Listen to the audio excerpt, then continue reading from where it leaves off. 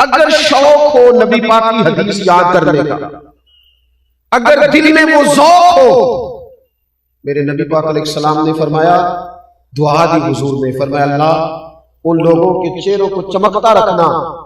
ان کے چہروں کو چمکتا رکھنا جو میری حدیثیں یاد کرتے ہیں پھر آگے سناتے ہیں۔ ایک بزرگ تھے حضرت شاہ بقی الدین ابن مخلد، کہتے میں اپنے استاد صاحب کے پاس پڑھتا تھا، یہ ہے ہمارے صوفیاء، یہ ہے جن لوگوں کے عرس منانے چاہیے۔ میں پڑھتا تھا تو میرے استاد صاحب مجھے کہنے لگے، بیٹا تیرے اندر جذبہ زیادہ ہے اور یہاں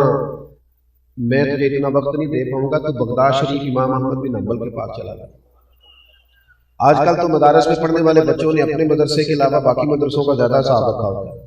وہاں کیا چل رہا ہے، کیا ہو رہا ہے، کیا پڑھایا جا رہا ہے، پڑھنا نہیں نہ ہوتا، وقت ضائع کرتے ہیں۔ شاہ بقی الدین کہتے ہیں میں امیر گھر کا بچہ تھا لیکن شوق لگ گیا کس بات کا کہ حضور کی حدیث سیکھ لی۔ میں نے اپنے نبی کی باتیں یاد کر لی، شاعروں کے شعر کتنے یاد کرتے ہو، اقوال اتنے یاد کرتے ہو، کہاوتیں اتنی یاد کرتے ہو، قرآن کی آیات کیوں نہیں یاد کرتے، نبی پاک علیہ السلام کی احادیث مبارکہ کو حفظ کیوں نہیں کرتے؟ فرماتے مجھے لو لگ گئی، اب میں بغداد کے رستے پہ چلا، دریا میں بیٹھا تھا، طوفان آ گیا، کشتی ٹوٹ گئی، ایک جزیرے پہ جا لگا میں بڑی مشکل سے، مہینہ بھر پتے کھایا، پر جذبہ یہ تھا واپس نہیں جانا، جانا ادھر ہی ہے جہاں سے مجھے حضور کی حدیثوں کا فیض ملے گا۔ فرماتے ہیں ایک مہینے کے بعد وہاں سے کوئی مسافر کشتی گزری، اس پہ بیٹھا، بغداد پہنچا، وہی پرانے کپڑے، پھٹا پھٹا لباس،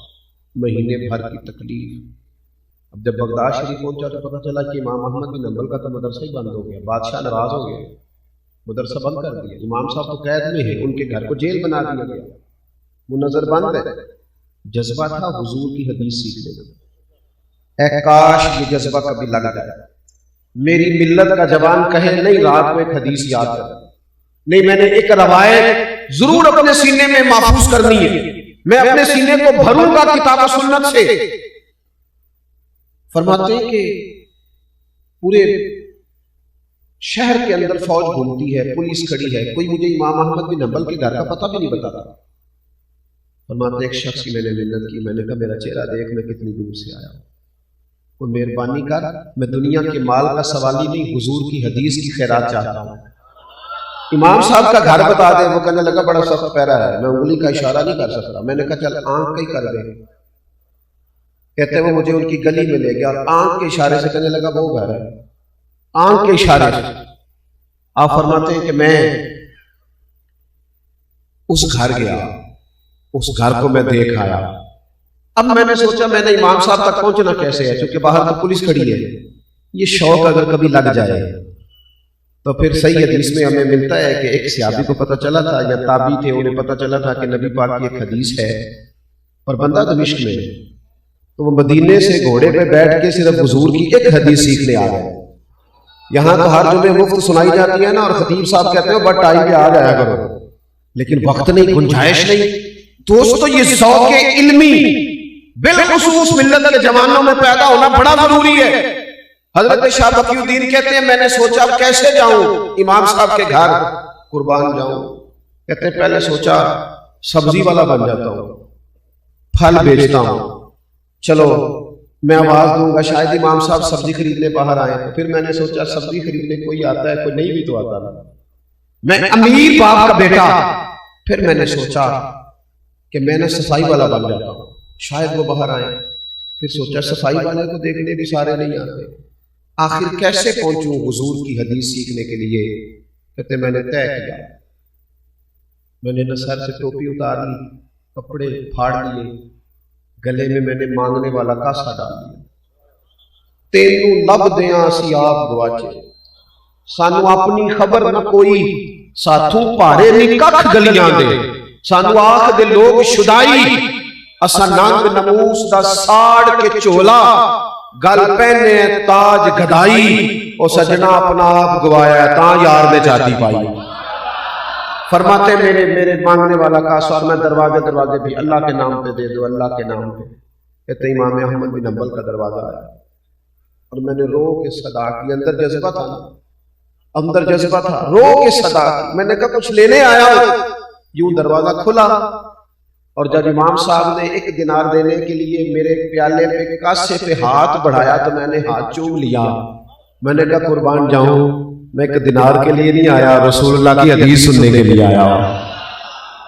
کہتے ہیں امام صاحب نے نا یوں اٹھا کے نظر دیکھی، اس طرح بھی کوئی لیتا ہے؟ آپ یقین کریں کچھ لوگوں کو لینا بھی آتا ہے، کچھ لوگوں میں جذبہ ایسا ہوتا ہے کہ وہ لے لیتے ہیں، کچھ نہ ارادہ کرتے ہی رہ جاتے ہیں، پروگرام بناتے ہی رہ جاتے ہیں، کچھ لے جاتے ہیں، کچھ اور چکر میں پڑے رہتے ہیں اور کچھ حاصل کر جاتے ہیں. حضرت امام صاحب رحمۃ اللہ علیہ نے چہرہ دیکھا، فرمایا ہاں حضور میں بڑی دور سے آیا ہوں، بڑی دیر سے پہنچا ہوں، گو سنا تھا کہ آستانہ یار دور ہے، پر ہم نے بھی ٹھان لی تھی کہ جانا ضرور ہے. کہتے ہیں حضور مہربانی ہو جائے. کہتے ہیں میں روز فقیر بن کے جاتا، امام صاحب 3 حدیثیں سناتے ہیں، میں ساری او دوستو او ادھر آؤ یار، تم کہتے ہو فلاں انگریز کا اسکول کی دیوار پر فلاں دانشور کی بات لکھ دیں، کائنات کی حکمتیں ساری میرے رسول پاک کی قدموں کی دھول پہ قربان. آؤ نبی پاک کی حدیث سیکھو، قرآن مجید کی آیات سیکھو، کتاب و سنت کے علوم لو، ایک ایک کر کے اپنا دین سیکھنا شروع کرو اور اوپر ذوق پیدا کرو. تھوڑی فیس بک تھوڑی چلا لو، تھوڑے دن گپ شپ کم کر لو، سیاحتیں چھوڑ لو، یہ کتاب و سنت ہے، اس کے قریب آؤ، یہ پڑھتے پڑھتے سینہ روشن ہو جاتا ہے، اسے لیتے لیتے ہی حالات بدلنے لگتے ہیں. کہتے ہیں میں کتنا عرصہ فقیر بن کے جاتا رہا، پھر حالات بدل گئے. حالات بدل جایا کرتے ہیں، حالات بدل جایا کرتے ہیں. حالات کے سہمے ہوئے لوگوں کو بتا دو حالات بدل جاتے ہیں، ایک جیسے نہیں رہتے. فرماتے میں امام صاحب حالات بدل گئے، امام صاحب کا مدرسہ کھل گیا، بلکہ جو نیا بادشاہ آیا اس نے بڑا بنا کے دیا. اب جب امام صاحب بیٹھ گئے مسند پہ تو ہم نے بھی کپڑے بدل لیے.